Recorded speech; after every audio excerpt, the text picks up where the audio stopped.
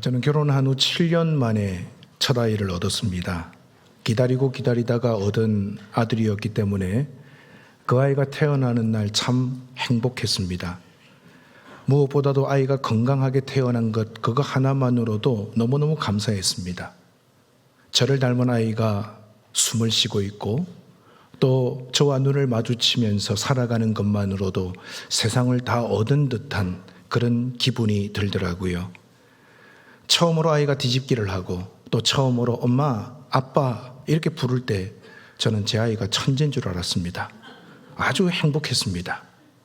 철없는 아빠였지만 아이가 감기로 인하여 고열로 시달리면 함께 마음이 아팠고 또 폐렴에 걸려가지고 병원에 입원하면 제 마음이 무너져 내렸습니다. 이것이 이 땅을 살아가는 모든 부모님들의 마음이 아니겠습니까? 그러던 어느 날 아이가 학교에 들어갔고 시험을 치고 성적을 받아오더라고요. 그때부터 저도 모르는 사이에 아이를 바라보는 시선이 평가의 틀에 갇힌 것 같습니다. 아이를 향해서 부모로서 나쁜 생각으로 평가를 시작한 것이 아닙니다. 할 수만 있으면 문제를 털리지 않고 좋은 점수를 받아오면 얼마나 행복한 일입니까? 그런데 아버지로서 제가 기대한 점수를 받지 못하면 속상했고 또 그래서 아이에게 잔소리를 했습니다. 계속 이런 일들이 아이가 느끼기에 반복되었던 것 같아요. 그러던 어느 날 그 아이가 저한테 정색을 하면서 아빠 드릴 말씀이 있습니다 이야기를 해요. 그게 뭐냐 그랬더니 아빠는 공부 잘하셨어요? 할아버지가 원하는 만큼 좋은 성적 받으셔서 할아버지 입이 귀에 걸리게 만들어 주셨어요? 저는 당돌하게 저에게 말하고 질문을 던지는 그 아이를 보면서 굉장히 당황스러웠습니다. 그리고 그 이후로부터는 이 점수에 대한 이야기를 아이 앞에서 꺼내질 않았습니다. 왜냐하면 아이의 말이 옳았기 때문이에요. 어른들은 늘 그 이야기를 합니다. 행복은 성적순이 아니야. 그런데 우리는 행복은 성적순이라는 잣대를 들이대면서 아이들을 양육합니다. 저는 저희 아이에게 좋은 성적을 강요한 것 같아서 늘 미안한 마음이 들었습니다. 여러분, 우리 부모님들이라면 이 팍팍한 세상을 살아가는 우리의 자녀들이 아프지 않았으면 좋겠고 또 좌절하지 않았으면 좋겠다는 그런 기대가 있지 않습니까? 부모님은 사랑하는 자녀들을 좋은 환경에서 그리고 안전하게 성장할 수 있도록 최선의 노력을 다하는 분들입니다. 그런데 우리 아이들이 처한 현실은 참 처참합니다. 객관적으로 보면 이 부모님들 세대가 경험했던 가난과 어려움에 비하면 지금은 굉장히 좋은 상황입니다. 하지만 가난하고 배고팠던 시절보다 더 위험한 일들이 우리의 자녀들 앞에 놓여 있습니다. 이런 상황에 직면한 자녀들에게 정말 필요한 것이 무엇이라고 생각하십니까? 전도서 12장 13절 14절을 보시면 일의 결국을 다 들었으니 하나님을 경외하고 그의 명령들을 지킬지어다. 이것이 모든 사람의 본분이니라. 하나님은 모든 행위와 모든 은밀한 일을 선악간에 심판하신다라고 말씀합니다. 하나님을 경외하고 그 말씀을 지키는 것, 이것이 사람의 본분이라고 말합니다. 사람이 사람답게 살아야 참 행복을 누릴 수 있는 거예요.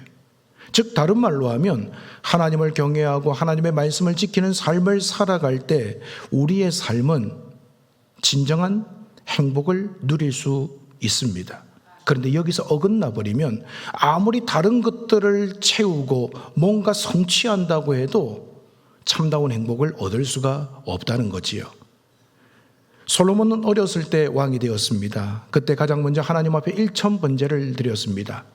그날 저녁에 하나님께서 솔로몬의 꿈에 나타나셔서 내가 너에게 뭘 해줄까 질문하셨습니다. 그때 솔로몬은 하나님 저에게 지혜를 주십시오. 그래서 하나님은 솔로몬이 원하는 대로 그에게 지혜를 주셨습니다.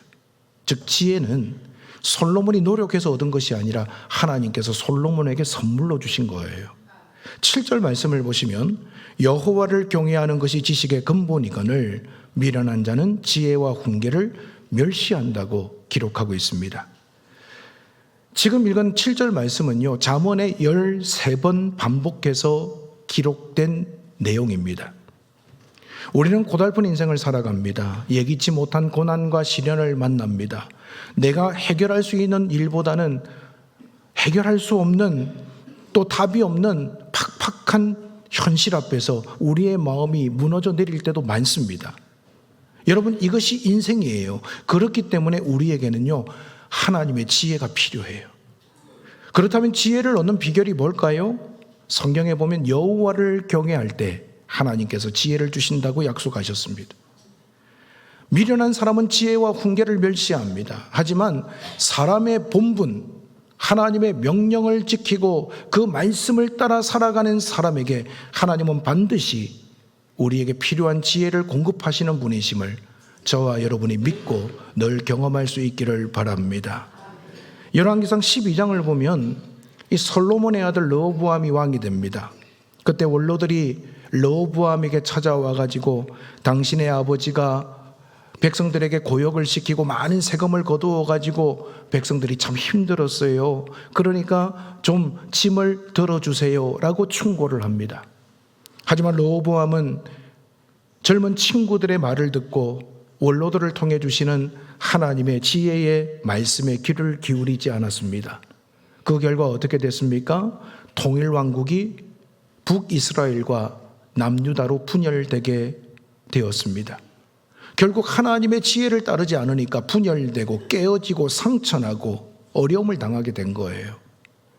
사무엘상 2장 25절을 보시면 사람이 사람에게 범죄하면 하나님이 심판하시려니와 만일 사람이 여호와께 범죄하면 누가 그를 위하여 간구하겠느냐 하되 그들이 자기 아버지의 말을 듣지 아니하였으니 이는 여호와께서 그들을 죽이기로 뜻하셨습니다라고 말씀합니다.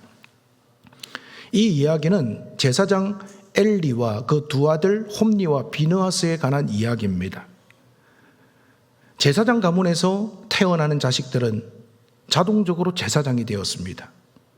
하나님의 임재를 경험하는 그 귀한 일을 감당할 수 있도록 하나님께서 홈니와 비느하스에게 특별한 은혜를 베풀어 주셨습니다.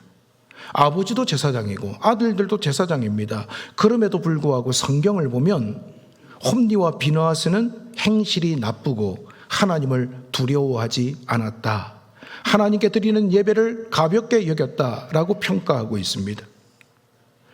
이 소문을 들은 아버지 엘리 제사장이 어느 날 두 아들을 불렀습니다. 얘들아, 너는 제사장이야. 너 그렇게 살면 안 돼. 하나님 앞에서 바르게 살아야 돼.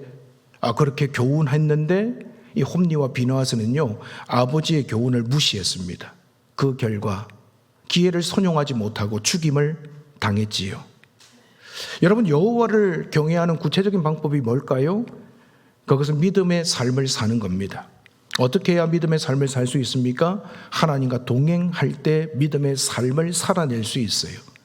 하나님의 말씀을 듣고 하나님이 주시는 지혜를 누릴 수 있는 방법은 하나님과 동행할 때에만 가능한 거예요. 세상 지식으로 꽉 차 있고 내가 세상에서 이룬 일들이 많이 있어도 내 삶에 하나님과 동행함이 없다면 우리는요, 지혜로운 삶을 살아갈 수가 없습니다. 누군가가 이야기할 때 사람의 말에는 귀를 기울이는데 하나님의 말씀에 귀를 기울이지 않고 그 말씀을 가볍게 여기는 사람은 지혜로운 사람이라고 말할 수가 없습니다. 지금 우리 사랑하는 자녀와 손주들이 살아가는 이 세상은요, 앞으로 훨씬 악해져 갈 겁니다. 지금 세상의 윤리와 도덕 기준이 허물어져 가고 있습니다. 하나님의 말씀을 대적하는 일이 자연스러워졌습니다. 영적으로 황폐한 세상이 되어버렸어요. 이런 상황을 제대로 볼 수 있는 눈을 가진 부모라면 자녀들을 위해서 기도할 수밖에 없습니다. 우리 사랑하는 자녀와 손주들이 당면한 이 현실 앞에서 하나님, 우리 자녀들이 하나님 경외하며 살아가게 해주세요. 하나님과 동행하는 믿음의 삶을 살아가게 해주세요. 우리가 기도해야 마땅하지 않겠습니까? 여러분에게 진지하게 한번 질문해 보고 싶습니다. 여러분의 사랑하는 자녀의 영적인 상태는 어떠십니까? 우리 자녀들이 진짜 하나님을 믿고 있다고 생각하십니까? 여러분 자녀들에게 구원의 확신이 있다고 여겨지시나요? 어떤 시험과 유혹이 오더라도 정말 하나님 붙들고 한 번뿐인 인생 끝까지 이 아이가 믿음으로 살아낼 수 있다고 여러분 그렇게 생각이 되십니까? 우리는 자녀들을 향해서 제일 많이 하는 말이 있습니다. 열심히 공부해라, 출세해야 된다, 건강해야 된다, 잘 먹고 잘 살아야 된다. 그런데 여러분 그렇게 세상적인 잔소리들은 많이 하면서 너 예수 잘 믿어야 된다. 예수님이 우리 인생의 구세주시다. 예수님 이러면 모든 것을 잃는 것이다. 그렇게 마음을 다해서 우리의 자손들에게 건면해 보신 적이 있으신가요? 믿음의 부모는요, 우리의 자손들이 하나님께서 인정하시는 믿음의 자녀들이 되도록 하기 위해서 온 힘을 써야 합니다. 안타깝게도 우리 자녀들이 공부한다고 또 취업 때문에 믿음의 중요성을 제대로 깨닫지 못해서 믿음의 길에서 벗어나는 자손들이 있어요. 믿음을 가지고 우리의 자녀들을 하나님 앞에 바르게 세워가야 할 믿음의 부모님들조차도 시험이 다가오면 학원 가거라, 시험 다 치고 좋은 성적 받고 교회 오면 돼, 네가 원하는 시험에 합격하고 예수 믿어도 늦지 않아, 혹시 이런 말을 자손들에게 하고 있다면 여러분 철저하게 회개하셔야 돼요. 삶의 우선순위를 허털여 놓고 바꿔놓는 것만큼 하나님 앞에서 무지한 일이 없기 때문이에요. 내가 무엇을 귀하게 여기느냐, 내가 무엇에 목숨을 살아가고 무엇을 목숨을 걸고 살게 하느냐, 그것을 결정짓는 것은 우선순위의 문제예요. 저는 저희 아버님 어머님이 많이 배우지는 못하셨습니다만은 지금 생각하면 너무너무 감사한 게 뭐냐 하면 우리 아버지 어머니가 우리 자식들에게 제일 중요하게 여긴 게 뭐냐 하면 신앙이었어요. 학교는 못 가도 교회는 가야 된다, 늘 이 말씀하셨어요. 공부 열심히 하라는 말씀도 빠뜨리지 않고 그렇게 하셨는데 공부보다도 더 중요한 게 믿음 안에서 살아야 된다라는 말씀을 엄청나게 하셨어요.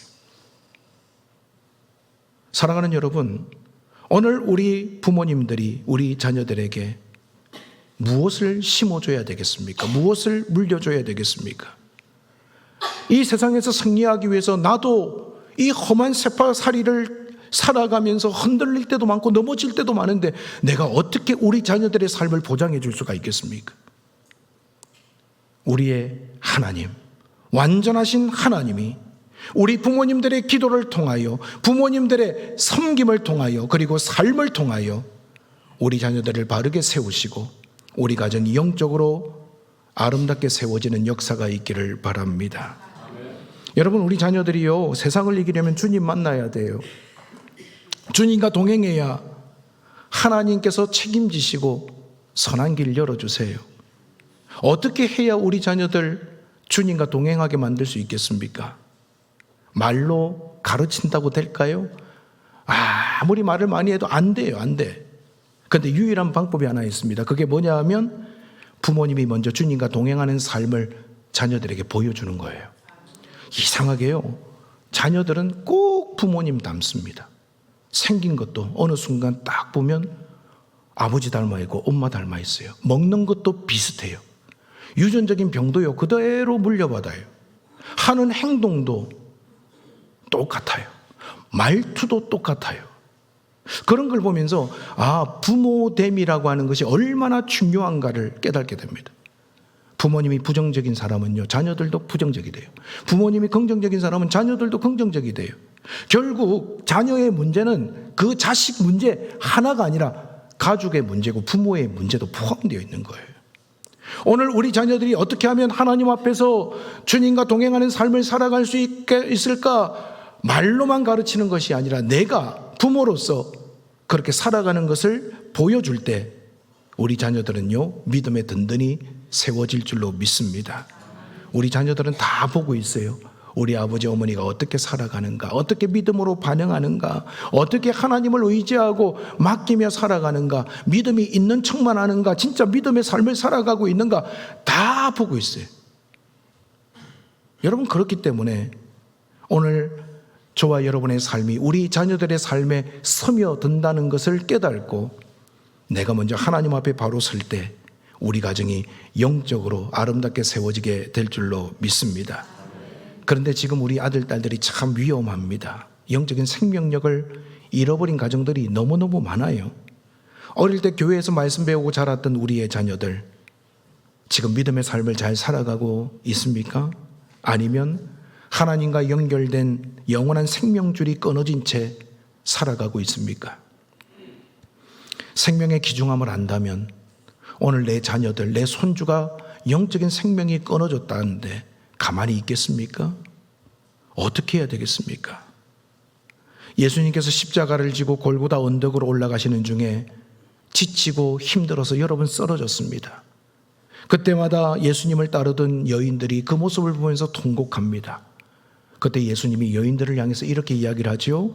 누가복음 23장 28절을 보시면 예수께서 돌이켜 그들을 향하여 이르시되 예루살렘의 딸들아 나를 위하여 울지 말고 너희와 너희 자녀를 위하여 울라. 나를 위해서 울지 않아도 돼. 지금 믿음에서 어그러져 가고 있는 너희 자신과 너희 자녀들을 위해서 울어라. 여러분, 부모가 자녀를 위해서 울어주지 않으면 누가 자녀를 위해서 울어주겠습니까? 사랑하는 아들, 딸들이 어려움을 당하고 있습니다. 고통 중에 있습니다. 동시에 영적인 생명을 잃어버렸습니다. 그렇다면 부모가 가슴을 치면서 안타까워하고 생명을 돌이킬 수 있도록 하나님 앞에 부르짖지 않으면 누가 그 일을 하겠냐는 말이에요. 지금 이 시대는요, 동성애가 자연스러운 세상이 되었습니다. 엄란한 풍조가 가득합니다. 갖가지 중독으로 오염되어 있습니다. 철저한 개인주의와 수많은 사건과 사고가 끊임없이 발생하고 있습니다. 이런 험난하고 어려운 세상 속에서 누가 우리 자녀의 생명을 지킬 수가 있겠어요? 누가 우리 자녀의 영적인 생명을 끝까지 보장해 줄 수가 있겠습니까? 하나님이 하셔야 되잖아요. 오늘 우리가 그 믿음을 가지고 이 악한 세상에서 끝까지 믿음 붙잡고 하나님의 말씀에 귀 기울이고 지혜롭게 살아가기 위해서 몸부림치고 그들을 위하여 기도하지 않으면 시간이 갈수록 우리의 가정은 영적으로 피폐해질 수밖에 없습니다.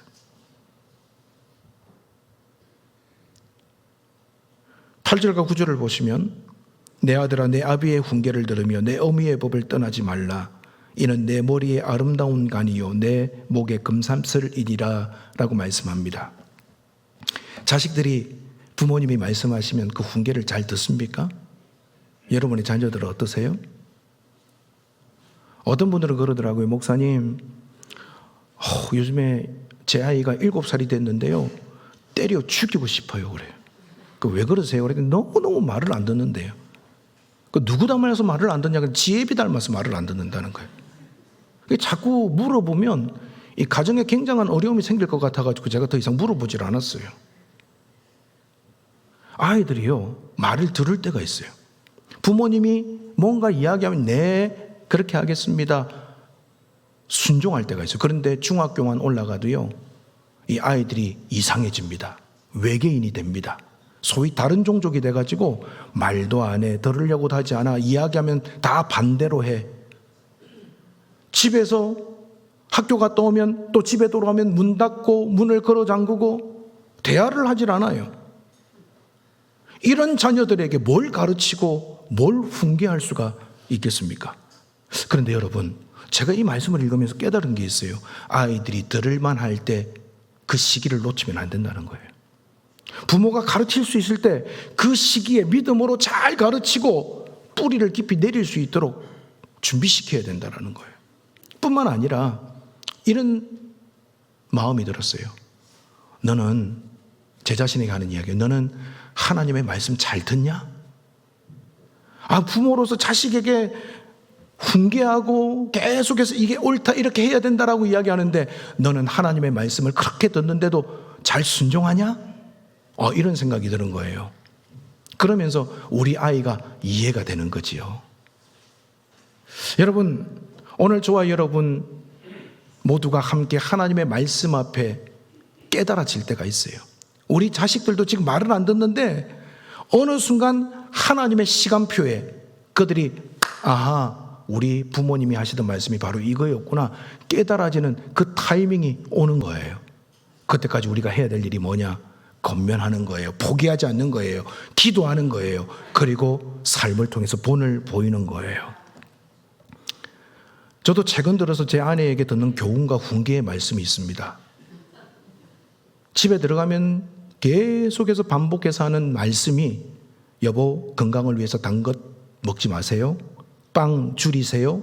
운동하세요. 여러분 다 맞는 말씀이고 진리의 말씀 아닙니까?